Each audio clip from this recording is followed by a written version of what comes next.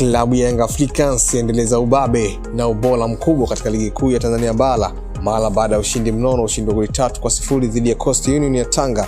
Lakini pia gumzo zaidi kwa Young Africans ni kwamba wana unbeaten mpaka leo, tangu mwanzoni mwa msimu wa ligi mpaka sasa tunaelekea mwishoni mwa msimu wa ligi, hawajafungwa wala hawajapoteza mchezo wowote. Lakini pia gumzo zaidi ni kwamba kijana Alan Okello ambaye ameibuka kwa man of the match kwenye mchezo huo kati ya Young Africans dhidi ya Coastal Union, akiwa amefunga goli 2 na kutoa assist 1, huku akiwa amecontribute magoli 3 katika mchezo mmoja.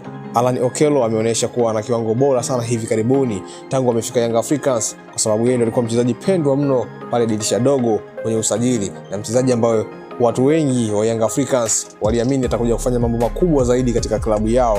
Lakini pia Alan Okello huyo ni mchezaji ambaye amechangia magoli 12 ndani ya msimu huu kwenye klabu ya Young Africans, huko akiwa amefunga magoli 5 na kutoa assist 7.